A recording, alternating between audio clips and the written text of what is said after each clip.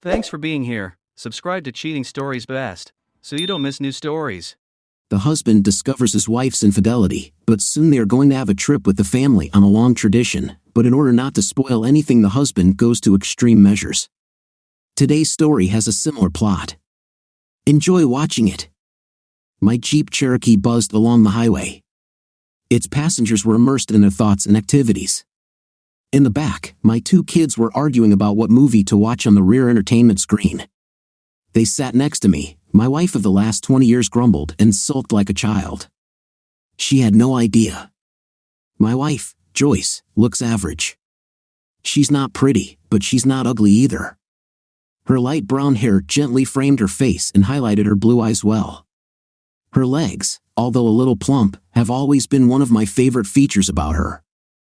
I like full legs on women to keep everything in proportion. God saw fit to give her a relatively large rear, another trait I really appreciated, even though she spent years trying to get rid of it through exercise. She was fragile at the top, although this is not my preference. It was not a burden to me either. Call me a fool, but I loved everything about Joyce. I was captivated by her at first sight 21 years ago, even though I was barely 20 at the time and she was only 22. I knew that this was the woman I would marry and spend the rest of my life with. I guess it's one of two things. It's not terrible, but it's not great either. I married her, but this will be the last day we spend together. Like I said, the kids knew, but Joyce had no idea. We were heading to our favorite state park for a family picnic, one last day together before my son Brian heads off to his sophomore year of college and my daughter goes to Europe as an exchange student for her senior year of high school. Only God knows what our plans will be for next year. I was supposedly leaving on business on the first flight in the morning, but in reality, I was just leaving in the back seat. The kids seemed to have chosen the movie and settled down as we hit the highway for the nearly 2-hour drive to the park. Picnics in this park were always Joyce's favorite pastime. She loved getting us all together away from our busy home and just spending time together in a more relaxed and natural environment. In recent years, I thought she loved the park even more because I never took my beloved Mustang there. Firstly, because I didn't want to expose the low suspension of the car to dirty roads and possible corrosion. Secondly, because the back seat of the car was too small for any of our children.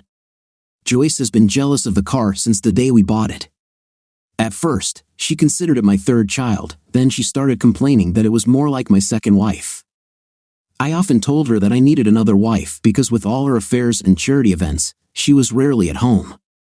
I looked at her face across the front seat. She actually stopped worrying and seemed more relaxed once we got outside the city limits. I reached for the stereo and turned on the radio. A Fleetwood Mac song was playing. At first, I couldn't tell what song it was, but I immediately recognized the characteristic rhythm.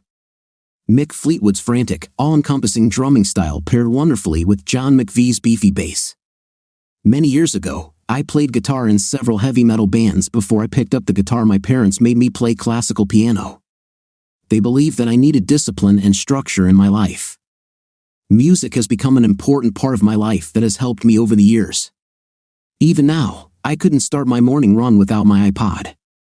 The music I listen to often influences both my mood and my decision-making on everyday issues. But the music also seemed to reflect what I was feeling. In this case, the song was almost prophetic. Little Lies, while not one of my favorites, was horribly appropriate for the situation. Joyce decided to change the station just as Christine McVie started singing. If I could turn the page in time, I'd rearrange just a day or two. No, leave it, I told Joyce. I closed my eyes. Stevie Nicks and Lindsey Buckingham sang backing vocals, but I couldn't find a way. So I'll take one day to believe in you, Christine sang again, reflecting exactly our situation. Tell me lies came out of the speakers so richly, they might as well have sat in the Jeep and sung to us in the rearview mirror. My daughter's eyes met mine. I could tell the meaning of the song was not lost on her as she returned to her film, and Joyce looked out the window at the landscape. I thought about what the words of the song meant to me, to us. I have always loved Joyce with all my heart. She was never a stunning beauty. Even when we met, I was drawn to her personality and optimistic attitude as much as anything else. Our shared experiences brought us so close that I thought there was no one else on earth that I would consider being with, until 2 weeks ago when I found out Joyce was cheating on me. When Christine sang about rebuilding a day or two, I completely agreed with her. If I could turn back this page in time, the 2 days I would change would be the day Joyce met Matt Blake and possibly the first time she slept with him. But like the song, I couldn't find a way, so I gave Joyce one last day with the family she claims to love, another day with the husband she betrays. I gave her one idyllic final picture of perfection, a fun family picnic at her favorite place, before circumstances destroy everything we've built together over these 20 years, and I move on with my life. She reached out and took my hand as I drove. "I love you, Bill," she said, smiling. Sometimes I lose sight of it, but never doubt it for a moment. Behind me, my daughter snorted disdainfully. I wasn't sure if it was a reaction to something in the movie she was watching or something her mother said. I thought, oh my God, these are sweet little eyes. I guess it's because you're all always so busy with school, work, and other activities, Joyce said. Jesus, Mom, why don't you just get a dog? My daughter asked from behind. I didn't even think about it. I kept thinking about how Stevie Nicks' voice could still send shivers down my spine after all this time. Stevie was still attractive too, and she had to be at least 50, I said. You understand, don't you, Bill? Joyce asked. Sometimes you see a situation and realize you just can't sit and watch. Something needs to be done to stop this. Oh, he understands this a lot more than you think, my daughter Jessica said. No arguing today, Jess, I said. No unhappiness, no enmity. Let's just spend today together as a family and let all the misfortunes not touch it. Tomorrow we will all go to other things. Joyce nodded and smiled. My eyes met Jessica's in the mirror, and she bit her lip and said, okay. Joyce squeezed my hand again and rested her head on my shoulder. She reached out to kiss me, and at that moment, I turned my head to read the sign we had just passed. It was done very smoothly, and I don't think Joyce realized that I was deliberately avoiding her kiss. A series of giggles and laughs from the back seat let me know my daughter hadn't missed it. I had to work on my acting skills for the rest of the day. I had to pretend to be the obedient and loving husband I had always been. If I hadn't been able to pull this off, my last gift to Joyce would have been ruined. As we ate, from a distance I wondered, why did she do this? Did she just stop loving me, or did she just never treat me the way I treated her? Maybe, like she said, we all had things to do that took up our time and she didn't. But it was her decision. It was she who decided that the rat race was not for her. She wanted to be a housewife and stay-at-home mom. Joyce chose the house we bought, the cars we drove, and the schools our children attended. She was the one who decided when we would go on vacation and where we would go. Everything we did had her stamp on it. If she was ever sad or bored, she might say something. I also wondered, what more could Matt Blake offer her than our marriage? Was it because he was younger? Although you couldn't tell from his receding hairline that he was younger than us, damn, he was 35, I was 40. He wasn't much younger. I was not an Olympic-level athlete, but I kept myself in pretty good shape. Matt was kind of doughy, so maybe it wasn't the looks. I was just lucky that after I suspected her and received confirmation from investigators, I took a DNA test. My children really are my children, although most people could tell that by looking at them. Brian is just like me when I was his age. He's already met the girl he thinks he'll grow old with, Maggie Chu, a very petite Asian girl he met at school. I wonder if he trusts her as much as he did before we all sat down and talked about his mother. Brian is not as good an actor as Jessica and he loves his mother very much but is very angry with her. So far, he can't even bring himself to talk to her. On the other hand, Jessica is so angry at her mother that she is dying to sort things out with her. Jessica is my biggest concern today. Although she promised not to do anything to give us away, I have my doubts that she will be able to last the entire picnic without causing a scandal. The scary thing is that Jessica is leaving only after I leave tomorrow. I have a feeling it will be interesting. After I leave, Jessica has no respect for her mother. She has already told me that when she returns from Paris next spring semester, she wants to stay with me. I let her know that she would always be welcome, but she would only be 17, so the judge would likely make that decision during the divorce. Even this word hurts. It's funny how a few letters placed in a certain order can bring your world crashing down and hurt you deeper and longer than any physical blow. When we pulled into the park, I stopped at a booth and paid the entrance fee. Maybe we should buy those license plates that will allow us to enter the park without paying, Joyce said. With the kids away, I didn't think we'd be coming here much, I replied. This is one of our favorite places, Joyce said. We come here whenever we can, just like we always have. Just the two of us, I said skeptically. Of course, she smiled. I can't think of anyone I'd rather come here with. Even as the words fell from her lying lips, I could hear Stevie Nicks' beautiful, deep, cute voice singing "Tell Me a Lie." Within minutes, we were all busy unloading food, blankets, and other things we would need for the day. Jess, don't put the blanket too close to the grill, I shouted. Okay, Daddy, she replied cheerfully. I only brought it closer to Mom because she was cold. No, honey, I didn't say that, Joyce said. You're probably remembering the other time we were here. By this point, Jessica was next to me, and I was the only one who heard what she said. I was rather getting used to the weather in hell, Jessica said quietly. I turned and looked at her. For the first time, I began to understand what family breakdown was doing to my children. I knew I was devastated, but the children were suffering too. Brian could talk to Maggie about it and lean on her emotionally. On the other hand, Joyce's actions also put a strain on their relationship. He began to trust her less and became much more suspicious of her trips and visits. Here's Jessica, my little angel, obviously suffering from anger issues. I needed to contact the director of her program and arrange for her to see a therapist and maintain a much closer connection with her as soon as possible. I needed to move from the apartment I was planning to rent into a house. Dad, are you ready to go to the lake and see which of us can throw the stone the farthest? Brian asked. It was a family tradition. He won every year until he was 16 and I stopped letting him win. In recent years, he had been getting closer and closer to my throws. Who knows?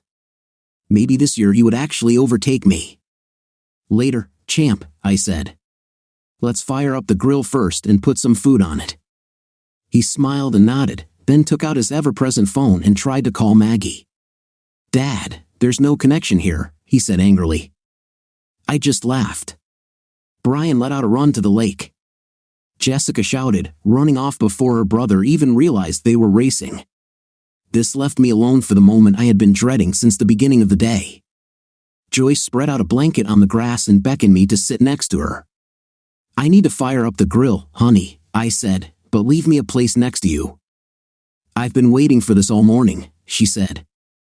Oh man, my acting skills were improving. Joyce wasn't the only one who could tell sweet little lies. What happened next, although extremely childish, became one of my greatest performances. Joyce blew me a kiss. I caught it with my left hand and while spinning, when I came out of the spin, I raised my right hand as if I had caught it there and gently touched it to my face. Imperceptibly, I threw the hand that actually caught the imaginary kiss towards the ground, as if throwing away the kiss, then stepped on it. Joyce didn't notice the deception and smiled. I wonder what you'd do with a real kiss, she smiled. We'll find out later, I said. God, those little eyes were becoming contagious. I'm going to go out and find some wildflowers, she smiled. Make something to eat when I get back, and if you see Jess, send her to me. She loves picking flowers too. I nodded as she started to walk away. Then she turned around at the last moment. Bill, I'm really glad you insisted that I come today. There's nowhere else I'd rather be right now. We need to spend more time together. We're all so busy doing things that aren't really as important as spending time together. We may have started to take each other for granted because we've always been together, and we know we always will be. But from now on, I want us to try to do things together like we used to, she said, then left with a smile, looking for her flowers. It was the sweetest little lie I've ever heard. As a tear rolled down my cheek and I remembered how much I loved her, I couldn't help but think that if I hadn't forced her to come today, she would probably already be with Matt. I took out the charcoal and placed it in one of the built-in grills that the park provided. I doused the coals generously with lighter fluid because everyone knows those self-igniting things just don't work. The repetitive nature of tasks that I had done literally hundreds of times allowed my thoughts to fly away again. I still remember how I cried after watching the DVD the detectives gave me. I watched it alone in my home office while Joyce was at one of her charity meetings. It showed that man Matt coming to our house to see Joyce a few days before, when neither the kids nor I were home. It looks like charity starts at home. Joyce smiled, looking around to make sure no one was looking, and almost dragged him inside. The scene then pans as they are picked up by one of the cameras installed in my living room. They were sitting on my couch, drinking coffee, but I could feel the tension between them even watching through the video. They talked about a lot of trivial and mundane things, which made me wonder why this idiot would put up with this. Finally, it was Joyce whose hormones made things move, another reason why forgiveness was impossible. She asked him directly if he thought her legs were too fat. She told him that her husband loves her legs, but she thinks they are old and fat. He told her that he couldn't judge by what he saw, so naturally, Joyce took this as her cue to lift her skirt higher. "The parts one see look good," Matt said, his voice full of lust, "but it's hard to make a conclusion based on incomplete information." "I guess you want to see the whole thing," Joyce said, smiling back. I could tell by the look on her face what she was going to do next. I recognized this expression as the one she showed when she was truly ready. Joyce lifted her skirt all the way up. "Oh God," Matt said. "Come and get it," Joyce said. She leaned back on the sofa. Within seconds, Matt had shed his clothes and was on top of her. If I was expecting something supernatural, I was disappointed. Because of the angle of the cameras, I couldn't see how big Matt was, but their movements weren't lustful. It looked awkward and funny, like two people both blessed with two left feet trying to dance. They couldn't find a rhythm, and their sounds and sighs seemed comical. I wonder if, consumed by passion, they realized how ridiculous they looked from the outside. I wonder if Matt realized that his actions would cost him. I'm sure he had no idea what hell his life would become for 24 hours, and my beloved Joyce. I really hoped that she would be happy in her new life. I decided to be a complete gentleman about all this. I was going to be modern about it all, no primitive tactics here. In the end, the better man won, as it should be. I just made sure that my children would be provided for and stepped aside. My lawyers will give Joyce my divorce and settlement proposal. There will be no negotiations. She either took what I offered or got nothing. In any case, I actually offered her very little. But if we went down the route of divorce, her name would be smeared through the mud in a very malicious way. I will scorch the earth, and her reputation in our city will be destroyed. It won't affect the kids or me because Brian will be going back to school across the country, and Jessica will be in Paris by the time the mudslinging was over. Joyce was no longer accepted into any of her committees, charities, or anywhere else in the city. She would have to step away to get some rest. The easiest thing for her would be to accept my terms and move on with her life, while I accepted her choices and moved on with my life. That day, as I sat in my den watching two lovebirds engaged in an awkward act, I was so focused on the screen that I didn't notice my daughter come up behind me until it was too late. She wiped my tears and said, "Now you know." I just looked at her and nodded my head. "I wanted to tell you, Daddy, but I couldn't find a way to do it without hurting you." "How long have you known about this?" I asked. "From the very beginning," Jess said. They had been flirting for months, but it only lasted about 2 weeks. As far as I can tell, they only did this twice. I heard Mom tell her friend Susan that she was going to put an end to this, so at least this will end soon. "It's too late," I said. From the moment it all started, things would never be the same again. "Dad, can't you forgive her?" Jessica asked.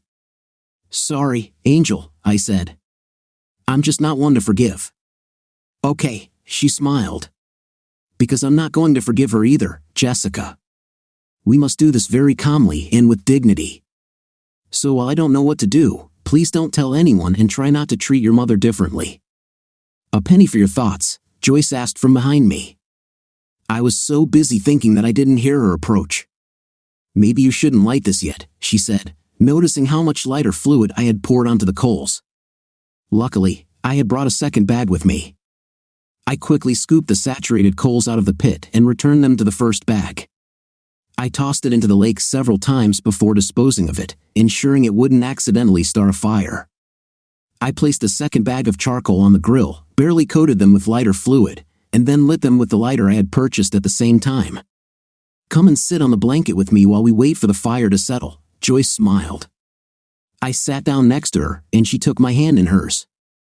"Bill, I had a thought on the way here," she said. "I know we've never talked about this before, but we're about to start a new chapter in our lives together. We've had a wonderful life so far, and I'm looking forward to the next phase of it." I looked at her, pretending not to understand her point. In reality, I just wanted to distance myself from her as much as possible. "I probably shouldn't have thought about how I felt watching you with Matt in that video," I thought. "Okay, honey, I can see you're confused," she said. "Being here with the people I love the most has made me look at things a little differently. Actually, what Jess said got me thinking. Our children have grown up and left the nest, so I somehow felt old, unattractive, and useless. I guess I wanted to recharge my life," she continued. I was shocked. I couldn't believe she was admitting to having an affair. I've never heard anything like this before. What about my plans now? What about my revenge? Damn, that just ruined everything.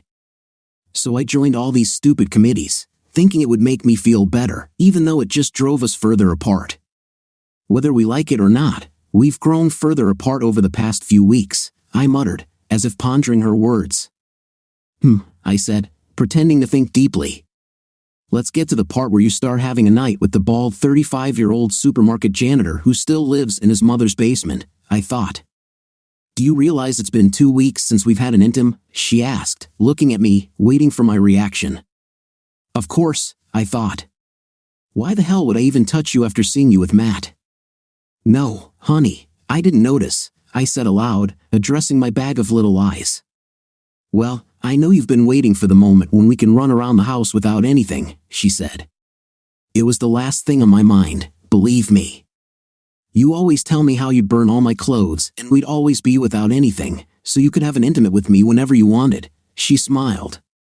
"But I guess some of that will have to wait. All this will have to wait until hell freezes over," I thought. "We're not old enough to actually retire yet, Bill," she smiled. "I love you, and I want us to have another child." Suddenly, I couldn't breathe. I was choking and coughing. Joyce started patting my back to help me dislodge whatever had gone down the wrong way. All sorts of thoughts ran through my head. Perhaps she was already pregnant with Matt's child and wanted to pass it off as mine if she married him. I discarded the idea because it was too early to know. Maybe she wanted to get pregnant by Matt and then pass the baby off as mine out of guilt, trying to spice up our night life, which she unknowingly ruined. I didn't know, and I didn't care.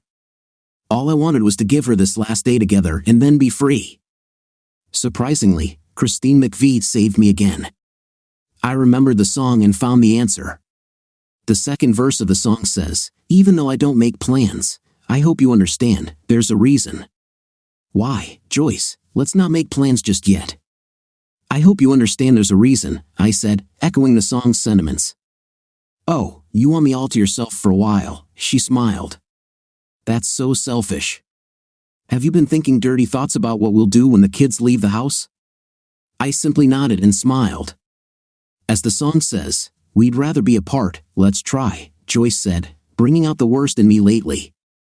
She placed my hand over her heart and then pulled it towards her chest, as if on cue. Jessica appeared.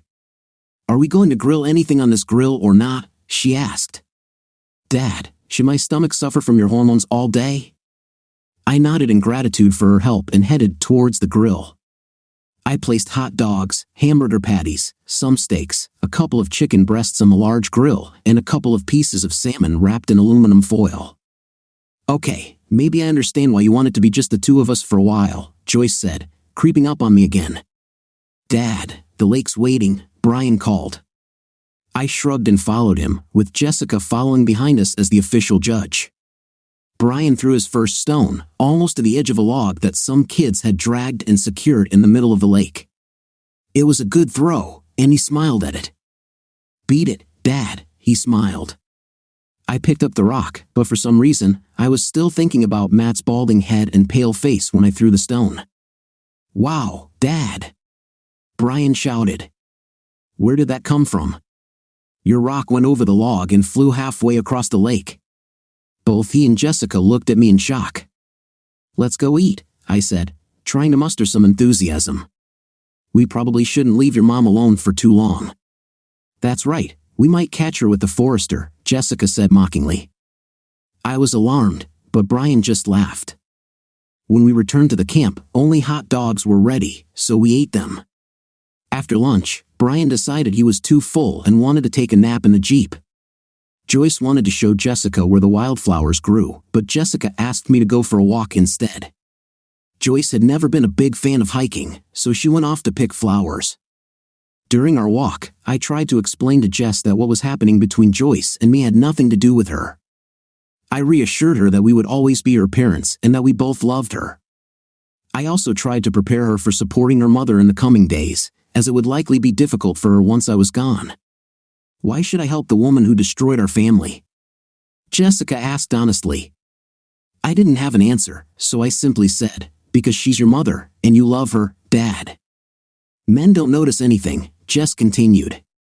If something's wrong with their faces, they never notice, except for work, football, or cars. But girls and women notice. We pick up on very subtle clues that men miss. Probably half the girls I know notice it too. It's awkward, I stopped and just looked at her. I love you, Daddy, she said. In the spring when I come home from school and during the Christmas holidays, I'll come and stay with you. The rest of the day passed quickly. We played many family games, threw frisbees, looked at cloud shapes, ate a lot, and even went with Joyce to see her favorite wildflowers. When we returned to the camp tired from flower hunting, we prepared dinner. My son almost accidentally ruined everything himself, I said. It's hard to believe we'll never do this again. Of course we will, Joyce said. Brian, Jess, and I stared at her in shock. But what I meant was... Brian began, trying to correct his statement. I know what you meant, honey, Joyce interrupted. Maybe next time you can bring Maggie with you, and maybe by then, Jessica will bring someone too. And maybe by then, you and Maggie will bring my first grandchild. But we'll always come here. It's a family tradition. The family will just get bigger, that's all, she said, nudging me with her elbow. Brian smiled and nodded. I could tell he was relieved that he hadn't let the cat out of the bag. Joyce leaned in to kiss me, not noticing the angry look Jessica gave her older brother. I've forgotten how many times I kissed Joyce over the years we were together, but there was something special about this kiss. It was as if Brian's sadness made her put more effort into it than ever, as if she thought our entire relationship depended on that one kiss. Have you considered my proposal? She asked. The hopeful look in her eyes almost made me forget how angry I was at her. They say that eyes are the mirror of the soul. For a split second, I thought about making love to Joyce one last time. Who knows, maybe her wish would come true. But then I remembered that if she got pregnant, I would never be able to leave my child. Besides, I hated the thought of her raising one of my damn kids in Matt's mother's basement. When we loaded the Jeep, it started to get dark. We all yawned as we headed home. The return journey would be even longer as we had to drop Brian off at the airport. He was returning to college on the red-eye flight to spend one more day with Maggie before classes started. Maggie went back to school this afternoon, and I don't think she knew he was coming, I said. I think Brian wanted to show up at their apartment in the middle of the night to see if she was there, and if she was, to see if she was alone. Damn Joyce for ruining our children's lives with her deceit. She damaged countless lives due to her insecurities and boredom. None of us will ever be the same. The entire family was shattered and damaged. I really hope Matt was worth it.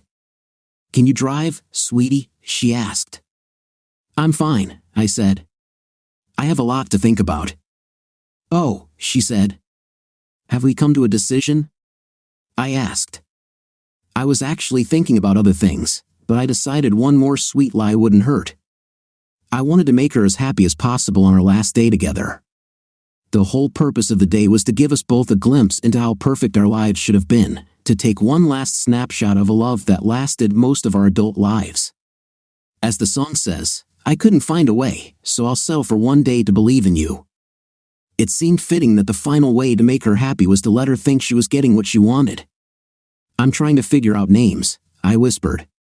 The look on her face was priceless. It was love, adoration, and passion rolled into one.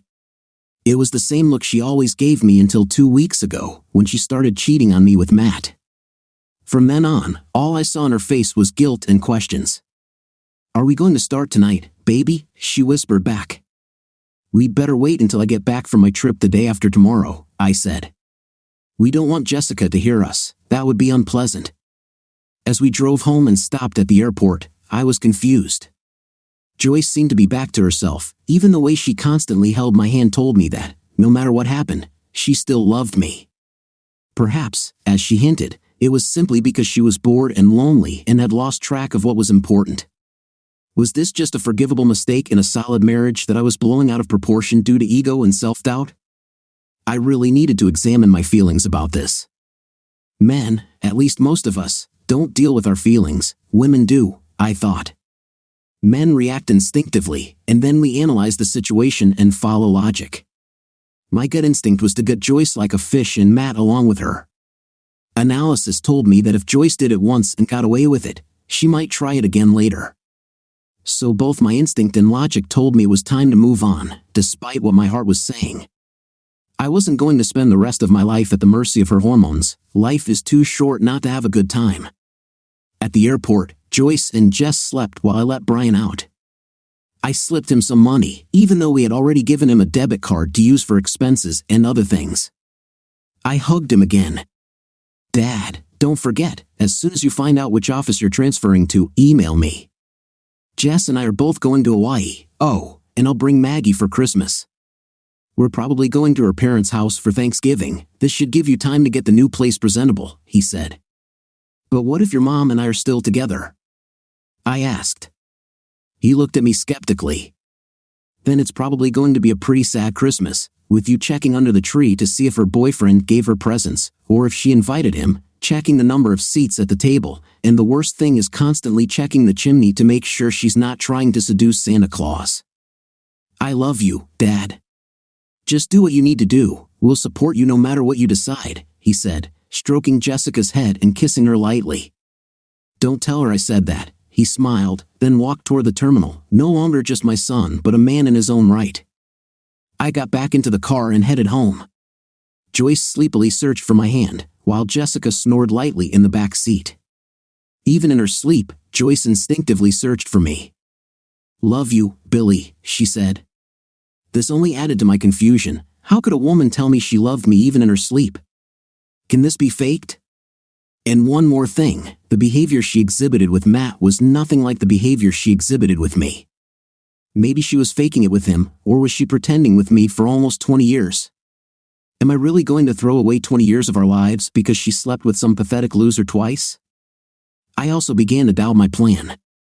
It seemed pretty cowardly to just leave without telling her why I was leaving. When a dog makes a mistake, you should at least hit him with a newspaper so he knows not to do it on the floor. Didn't Joyce, after 20 years, deserve to know why I was ending our marriage? Didn't she deserve a chance to respond? I think it was my mature side coming out. The best way to do this is to make some coffee, invite Matt over, and the three of us will sit down and discuss it like rational adults. What the hell was I thinking? I thought. AI cheated on me. She didn't deserve anything.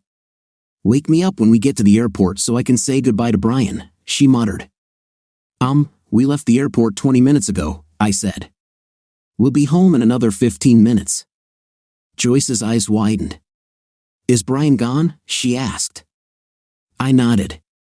But he kissed me goodbye, Jessica said, deliberately twisting the knife in the wound. It's hard to pretend to sleep when your monkey brother is licking you. I guess it's their way of showing their love. Go back to bed, Jess, I said. Her smile in the rearview mirror told me she had already achieved what she wanted.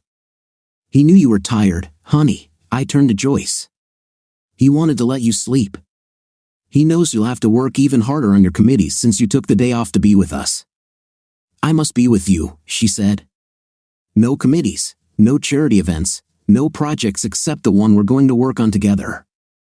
Was this just another little lie, or was she telling the truth? I couldn't tell the difference anymore. I pulled into our driveway and carried Jessica into her room. "Love you, Daddy," she murmured. "Forever and ever." "I love you too, little angel," I said as I started to walk away. "Don't forget to call me when my plane lands so I can find out how she reacted," she said suddenly, her eyes completely open and alert. "And Dad, I'll live with you." In our state, children over the age of 13 have the right to choose which parent they want to live with. I'm 17, so choose Hawaii, because I look great in a bikini. Claudia and I get along great. I wondered why she mentioned Claudia. "Jess, if you weren't asleep, why did I have to carry you up the stairs?" I asked. "Because today is the last time we'll do some things," she said quietly. "I remember when I was little and how safe I always felt when you carried me in your arms up those steps and put me to bed. Neither you nor I can ever be in this house again after tonight, so I wanted to feel it again." I simply nodded. "Maybe it will be in another house, or maybe one day you will see me carrying my granddaughter up the stairs in your house," I said. "Yeah, that would be great, Dad," she said bitterly. "Who knows? Maybe we can still fix this." "No, Dad," she said solemnly. "You can't. You're not that person, and if you were, you wouldn't be the dad I love and respect. It's time for you to start over with someone who really loves you. Maybe someone is already waiting for you." I returned to the car, where Joyce was still sitting, snoring. I opened the door and lifted her from the seat too. Her arms reflexively wrapped around my neck, and I carried her to our room. "As the day comes to an end, love you, Billy," she said as I lay down next to her. Is it true or a sweet little lie? Somehow, it didn't matter anymore. "Love you too, Joyce," I replied as the last tear I would ever shed for her rolled down my cheek. I lay in the bed we had shared since the beginning of our marriage. Somehow, it was symbolic that I was here contemplating its end, almost as if I were closing a circle. All sorts of questions ran through my mind as I tried to sleep. Was I thinking clearly? Should we try to fix our relationship? Do I love her enough to try? Did she sleep in that bed with Matt? The last question made me angry. Did she really choose this idiot over me, or was he simply there in her moment of weakness? I had worked my hardest all my life to give her everything she wanted, and this is how she repaid me. Sometime during the night, I fell asleep. My sleep was restless. I had dreams about Joyce and Matt living in my house with my kids while I was stuck in his mother's basement. I showered and dressed before sunrise, packed my suitcase with all my toiletries and personal items, and silently walked down the hallway. I hugged my daughter goodbye. "I love you, Dad," she said, forcing herself to wake up. "The adventure begins," she smiled. "See you in a couple of months, or maybe sooner. Say hi to Claudia for me." Jessica would head to the airport herself in about 3 hours. Then Joyce would be alone for the first time in her life. I hoped that after all was said and done, Matt would make her happy. The surprises I arranged for them would be ideal tests of their love, I thought, grinning. I got into my Mustang and took one last look at the house as I started the powerful engine. Part of me was sad. The end of my marriage meant a kind of failure. On the other hand, I was looking forward to what life would bring in the future. On the way to the airport, I called the office expecting to leave a message for my former assistant, Claudia, but I couldn't reach her voicemail. I dialed the central office number. Surprisingly, I didn't reach a voicemail either. Instead, I heard a living human voice. Ellen Magnuson, our telephone operator and receptionist, answered. Although I was shocked that she was in the office at 6 a.m., Ellen replied, "I'm here every morning at this time." "Ellen, I need to leave a message for Claudia Denton," I said. "Claudia no longer works in this office," Ellen replied. "She left yesterday." "Where did she transfer to?" I asked. "I don't have that information," Ellen said. I was surprised by this. Claudia had been almost like a second wife to me for the past 10 years. I had hired her straight out of college, and she was the perfect assistant. I was really sorry that I had treated her so badly. I decided to give myself a few days to find out where she had gotten a job, and then I would contact her. Having decided this, I headed to the transport company with which I had signed a contract. I chose the Honolulu office as my new location. Jessica had nothing to do with this choice, but I was glad that my daughter would be happy with my decision. I drove my Mustang to the offices of the transport company near the airport. They were supposed to transport the car to the coast and send it by ferry to the island. The car was supposed to arrive about a day after me. I took a shuttle from the transport company office to the airport. I checked in and sat in the terminal waiting for my flight. About 15 minutes later, a woman sat down next to me. I didn't look up from my magazine to look at her, but she smelled great. Her perfume was very pleasant but at the same time familiar. Her legs were slender but well-defined. They weren't thick and nicely like Joyce's, but I assumed most men on the planet would prefer them. I kept looking up from my legs and saw a nice small waist and larger breasts than Joyce's, albeit on a smaller body, making them appear even larger. "It's not polite to stare at a stranger's breasts," she said. "Besides, aren't you married?" I answered, "but now I'm open to new opportunities." "Should you really be at work, Claudia?" I smiled. "You're the best assistant anyone could ever have." "I know," she smiled, "but now I'm open to other possibilities." "Claudia, you shouldn't have left the company just because of me," I began. "I didn't leave the company," she said. "I'm just transferring to where you work." "How did you know when I was leaving and where I was going?" I asked. "First of all, I handle all your affairs, remember?" she smiled. "And secondly, Jessica told me what was going on. She thinks we could be a good couple and didn't want you to go through this alone." I looked at her suspiciously, but she just smiled. "Bill, I've wanted to be more than just your assistant for a long time," she said. "Don't I deserve a chance too? I'm not asking you to marry me. I'm not even asking you to commit to me. Can we just take it one day at a time?" I just smiled and extended my hand. Joyce woke up after the phone rang for the 4th time. Voicemail started after the 3rd ring. Someone calling so early in the morning really wanted to talk to someone. She couldn't understand why Bill didn't answer the phone. He should have gotten up already. He needed to go to the airport. She had a wonderful dream about all the things she was going to do to Bill when he got home. She couldn't believe that she had managed to hide her relationship with Matt. She had everything, a husband who could provide for her and support her in the style to which she was accustomed, and the young man who adored her. At the same time, life was too good. "Hello," she said sharply into the phone. "Joyce, it's me, Matt." "I can't come today, maybe never," he mumbled into the phone. Damn, he sounded like he was drunk. "Why the hell are you drunk so early in the morning?" To hell with it, she decided to end things with Matt yesterday, one way or another. She had no future with him. She loved Bill with all her heart. Yesterday's picnic made her realize this. Now that they were going to have another child, she no longer needed the distraction this man provided. It was always just some kind of midlife crisis.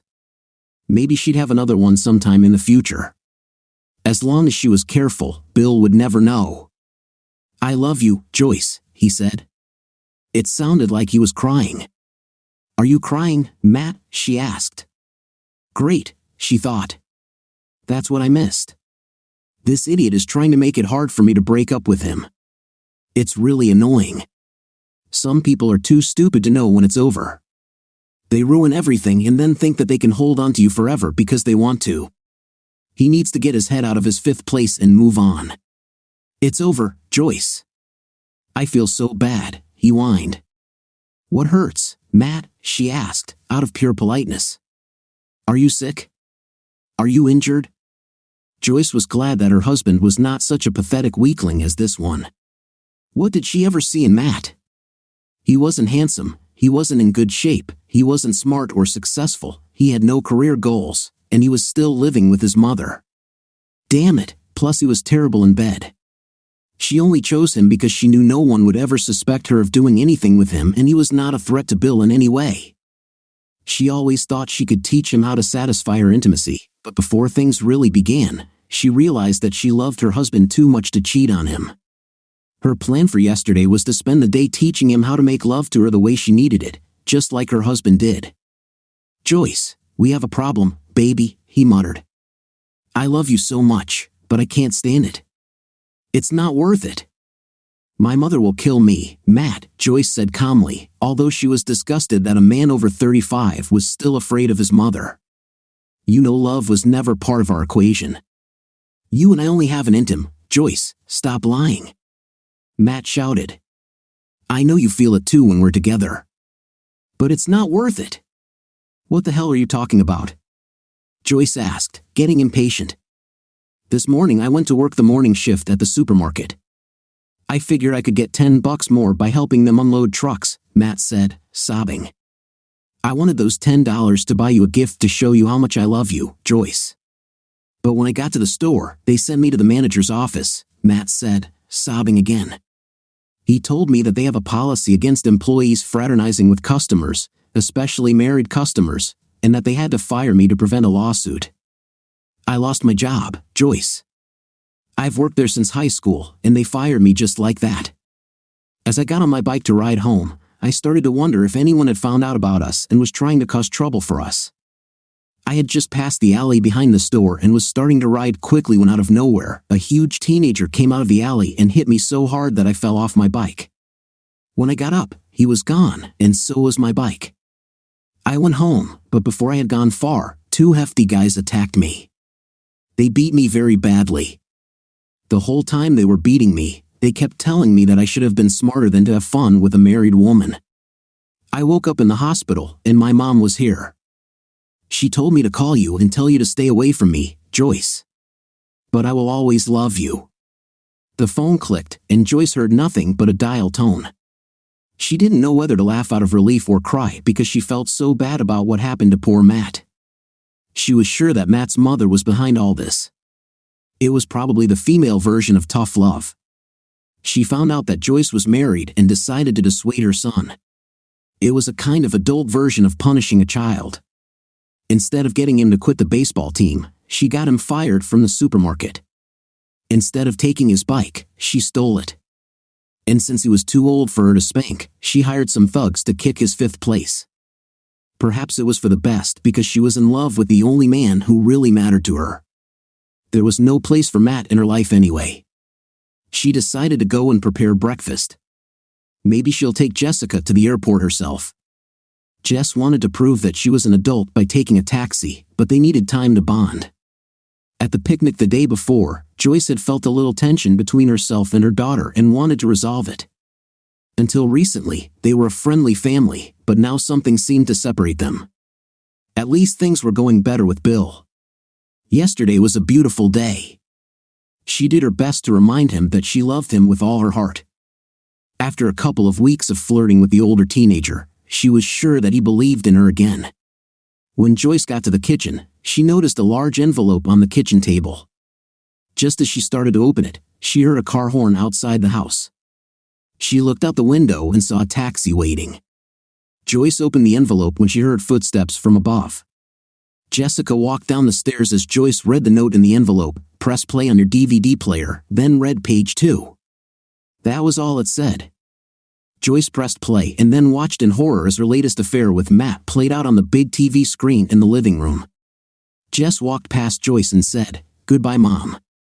I hope you enjoyed your last day with Dad yesterday.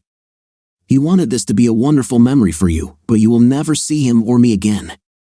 Joyce looked again at the note from the envelope. At first, she thought Matt's mother had sent the envelope, but as she read further, her worst fears were realized. "Goodbye, Joyce.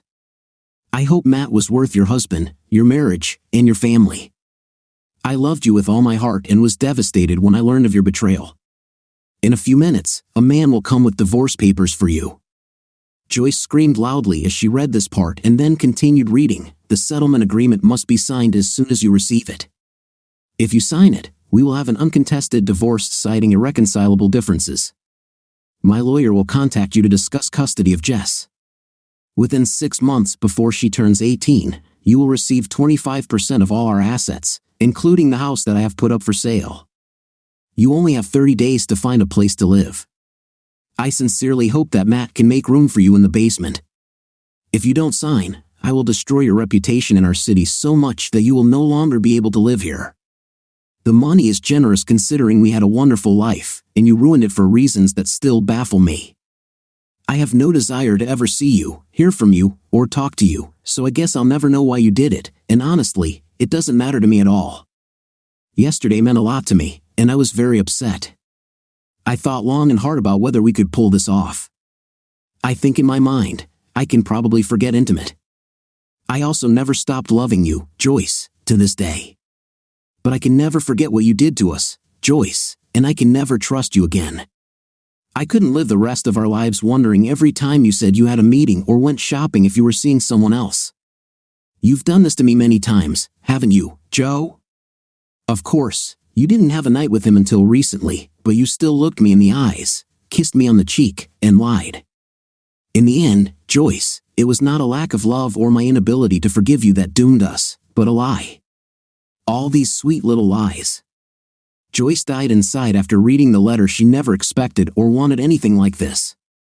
The only reason she even started an affair was boredom.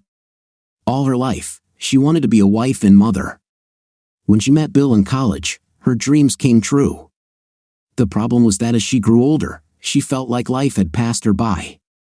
The last few years have been especially difficult. Her children are almost grown. In fact, Brian was already an adult and Jessica was so close to it that it didn't matter. They didn't need her anymore. Bill had his career, and although he made choices that limited his travel for work so he could spend more time with his family, he was away from home every weekday. When he was at work, he even had that Claudia to take care of him.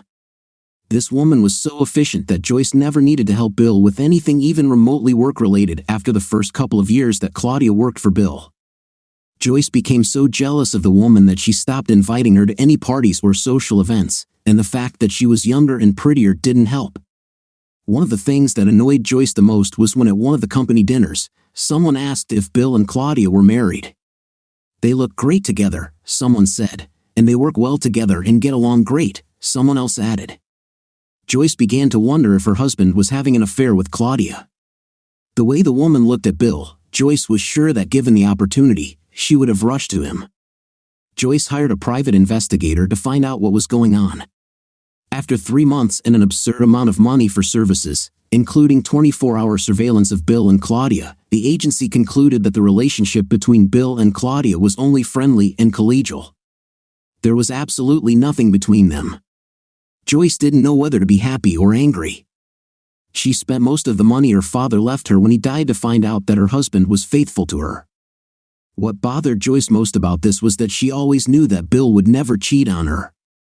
He loved her and their children too much to put their family in danger, but sometimes she wondered why he loved her so much. Joyce was a smart woman most of the time, and she knew that she was not what men dreamed of. Her breasts were average to small at best compared to the rest of her body. She had a pretty 5th place, and her legs were so thick that she had to have her boots custom made. But Bill seemed to love those traits about her. This continued until the last 2 weeks. Suddenly, Joyce realized that she had not hidden anything. Bill guessed about her connection almost from the very beginning, and she was too stupid to understand it. She didn't know what to do. She heard the car door slam behind her. She looked outside and saw that the taxi driver had just closed the trunk after loading her daughter's suitcases. If anyone knew where Bill had gone and how to contact him, it was Jessica. Jessica and her father have always been close. Bill loved his son, but he idolized his daughter, and the feeling was mutual. Perhaps that's why Jessica has been so harsh towards Joyce lately. The girl obviously knew that Joyce had betrayed her father, and her coldness and sarcastic comments were her way of letting Joy know this. "Jessica, wait!" Joy shouted at her daughter, who was just getting into a taxi. Jessica turned and looked at her mother and then simply raised one finger, the middle one on her right hand. Then she got into the taxi and closed the door. The taxi driver began to drive away, and Joyce chased the taxi down the street in her robe. She stepped on a sharp stone and cut her leg. She limped back to her house. She had almost reached her entrance when she heard a shrill whistle from one of the houses on the street. The gloomy old man who lived opposite them whistled at her and waved his hand. She was too upset to be embarrassed, so she ignored him. She limped towards her front door and found it locked behind her. She was locked outside, almost without anything. She wanted to cry. Her whole world was crumbling around her. She couldn't call Bill to come home and open for her. He was on a business trip. Suddenly, she wondered if there was even a business trip. Perhaps he just left her. Perhaps he didn't leave town at all, he just left his cheating wife. She also couldn't call any of her children. Brian flew back to university last night. Now this, too, has become clear. Brian took the time to say goodbye to his sister at the airport, although she was asleep at the time, but he didn't even bother to do the same for his mother. Her son probably knew what she did and was angry and feeling defeated. She decided to call the locksmith service from one of her neighbor's houses. At least she wouldn't have to climb back over the fence. On the other side of the house, there was a gate that could only be opened from inside the courtyard. Joyce walked back to the front of the house and looked around, trying to decide which neighbor she could approach. The old man was still sitting on his curb. "I need your help," Joyce said, closing her robe. "Can I use your phone?" "I'd appreciate it, and considering you've already had your cheap fun looking at my body parts, I think you owe me that." The old man got up and headed towards his house. Joyce followed him, still looking around cautiously, trying to figure out who might be watching her. "The phone is there," said the old man. Joyce found the phone book under the table where the phone was. She took it and opened it. The old man closed the book. Joyce looked at him in surprise. What is this?" she began. "Let me ask you a question," he said. Joyce nodded. "What's the opposite of good?" he asked. "It's bad," Joyce said. "No," answered the old man. "The opposite of good is better. I had a good life, and like so many others, I messed it up trying to make it better," he said. He handed Joyce the key. "What is this?" she asked. "This is the key to your house. Your husband gave it to me so I could water your plants and pick up your mail when you went on vacation." "Thank you," Joyce said. Joyce quickly walked back across the street and opened the door to her house. As soon as she walked in, she called Bill's cell phone. It went straight to voicemail. She wanted to leave him a message but didn't know what to say. She knew she wouldn't have many chances to tell him how sorry she was. She decided to leave a message later after she thought about what to say. If she agreed to Bill's proposal, she would be temporarily okay. Their house was valued at more than $300,000. 25% of that would be $75,000, so she'd be fine for a while. But that wouldn't be enough to live on forever. She would have to find a job and a new place to live. Essentially, the money was chicken mixture. Just moving into a similar house would cost her entire share for the first couple of years. Within a year or two, all her savings would be exhausted. Joyce never worked. What could she do? Her whole life is going upside down because of nothing. She needed to find a way to get Bill to forgive her. She just had to. She heard the doorbell and stood up to answer. "Joyce Williams?" asked a young woman with a briefcase. "Yes," Joyce replied, wondering what the girl was for. "You've been served," the girl said. "What?" said Joyce. "No, it's too early. I'm not ready yet.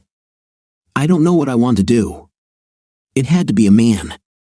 "I need to return these papers with your signature," said the girl, looking bored. Joyce thought about everything she had done. She also thought about all the people she had hurt with her thoughtless act. If Bill had dragged her name through the mud, she would have hurt even more people. She did the only thing she could. She signed the papers. She closed the door behind the girl and sat down at her desk, crying at the top of her voice. 2 days and 4,563 miles later, Claudia emerged from the bathroom of their hotel. She walked over to the table and rubbed Bill's shoulder, who was crying over what that stupid woman had thrown away. "Everything will be better, dear," she said. "It'll just take time." She said this to console him, but she knew that in reality, most people can move on in their lives but never completely forget about their first marriage. They never forget about the other parent of their children. There are too many ties that cannot be broken in time. She and Bill would have a wonderful life and perhaps children of their own, but he would always remember Joyce. So telling him things would get better was probably a lie, but it was just a little lie. December 24th, Joyce trudged through the snow along her old street. The people she once considered her neighbors and friends didn't wave to her. Her next-door neighbors, who were her and Bill's best friends, ignored her passage and continued to put up their Christmas decorations. Joyce was no longer the woman she was. A friendship that took years to build was destroyed in just a few weeks. Bill kept his word and didn't tell anyone about her actions, but Matt's mother told everyone she knew about a woman in her 40s who seduced her son. The story spread like wildfire, and Joyce became an outcast. The only people who sought her company were lustful, unattractive men looking for a quickie. Joyce knocked on the door of her only remaining friend. The formerly lonely, bitter old man opened the door and invited her inside. "Trouble loves company, Joyce?" he asked. "I thought you were going to invite your kids to spend the holidays with you," Joyce replied. Her voice was full of bitterness and suppressed anger. In a short 3 months, Joyce became barely recognizable as the woman who cheated on Bill. "My son Brian is an adult. He can do whatever he wants." Once he and his fiancée decided to spend the holidays with his dad in Hawaii and get away from all the snow and ice, she said. "He said he loves the idea of spending Christmas on the beach. He now has the whole ocean to himself to throw stones at." "Him with his father?" Dan asked. "That's the thing," Joyce said. "This girl doesn't care about me at all. She was here because the court ordered her to spend Thanksgiving with me. The school gave her a week off. She arrived Wednesday night and went to bed as soon as she arrived. So we didn't talk much. She woke up late Thursday morning and said she needed to go back to bed due to jet lag. She had Thanksgiving dinner with me and took a taxi back to the airport. She's studying in France." "You're lucky she even cares enough to come home," Dan said. "That's the point," Joyce said. "This girl doesn't care about me at all. She was here because the court ordered her to spend Thanksgiving with me. The school gave her a week off. She didn't fly back to Paris. She flew to Hawaii and spent the rest of the week there. She says it was 10 days before Christmas. Her classes start on January 3rd. She had already been here for 2 days and didn't even try to call me. The only way I found out where she was and what she was doing was when I called Brian and talked to Maggie. Brian didn't want to tell me what was going on, but apparently he forgot to tell Maggie not to tell me. I was really hurt when she said it was the first time they were all together since Thanksgiving," Joyce said. "They all waited and celebrated Thanksgiving on Friday when Jess arrived after leaving me. They even DVR all the stupid football games and watched them together. I tried, but they don't include me in anything. I even tried to invite Bill to Thanksgiving dinner. I imagined him sitting in some lonely bachelor pad reminiscing about the good times we all had together over the holidays. Instead, Maggie told me how good Claudia looked in a bikini. They celebrated their turkey on the deck behind the house Bill bought for them to live together. It looks like Claudia, in addition to being built like a model, is also an excellent cook. I must be clairvoyant. I always knew that Claudia wanted Bill, so I had the detectives keep an eye on them. But they never met and would never have met if I hadn't just given it to her. I sent Bill a Christmas present just to let him know that I'm still here and still thinking about him. It was returned unopened with a big, nasty green sticker that said, 'Parcels from this address are not accepted.' I called Bill on his cell phone. He should have given me a number so we could discuss matters regarding Jessica, since we have shared custody. I don't know why they call it shared custody. She chose where to live. She decided to live with him. He waived child support with me because I don't work, which at first I thought was a nice gesture on his part, but he actually did it so he wouldn't have to talk to me about it. Everything he does is aimed at never speaking to me again. The only thing I have are Jessica's court-ordered visits. When she's here, we don't talk, we don't do anything. She simply goes up to her room, falls asleep, and wakes up just in time to go to the airport. Anyway, I called Bill's cell phone, and it rang about 8 times before it was picked up. Naturally, it was Claudia. I was sure Bill was there and just handed the phone to her. I could hear Christmas music in the background and people talking. They looked like they were having a great time. I asked Claudia if she was still working for Bill as an assistant. She said she would never work for anyone else. I asked her what else she does for him, and she simply said, "Whatever he wants." I almost cried. I decided to be noble. I asked her if they received the gift I sent to Bill. She said it must have gotten lost in the mail. It seemed like she told me a little lie so as not to hurt my feelings. I realized I was on speakerphone then because I asked her if I could talk to Jessica. I heard Jessica whisper, "No," since they all heard me anyway. I swallowed my pride and asked her if I could fly out to them for Christmas and bring their gifts. She didn't even answer, she just said, "Oh, wait, there's Jessica." My daughter answered the phone. I told her I hadn't heard from her in almost a month. She hadn't called or texted me since Thanksgiving. She said she was really busy with school and stuff. I asked her what she wanted for Christmas. She said nothing. Would you believe it? "I must be the only teenager on the planet who doesn't want anything," she said. She told me that all she wants from me is to continue to be the best mom I can. Then she twisted the knife. She told me that her dad and stepmom would do the rest. Bill has not yet married Claudia. They live together, but she is already more of a mother to my daughter than Jessica allows me to be. Even my mom blames me. She was always against what I did. She told me that I must have been crazy at that point. Maybe it was a midlife crisis. My hormones were out of whack, temporary insanity. "Bill loves you," she said. "Give him time."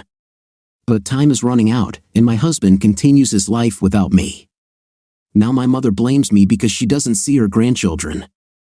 Then Claudia did the worst thing imaginable. She arranged for my mom to fly to Hawaii for Christmas, since Bill's parents were there for Thanksgiving. So when Maggie said the whole family would be together, she meant it. Deep down in my heart, I am sure that my husband still loves me. That's why he hasn't married Claudia yet and doesn't plan to do so. Yet he's still trying to forget me, isn't he? Imagine, he has a young woman who is more beautiful than me, better built than me, but he still tries to forget me. He must have loved me very much, as he always said. How the hell could I get bored with such love? Now I sit here on my gradually expanding fifth place, becoming thicker and bitter every day. But in my heart, I know everyone knows that it's only a matter of time until Bill forgets me and marries Claudia. Bill told me he could forgive intimate but not cheating. I've lost my perfect life because of a few small deceptions. What do you think of our story today? It seems to me that if a husband discovers his wife's affair rather than the wife admitting it to him, it's worse than the wife would have done it herself. What's your opinion? Write in the comments. See you in the comments.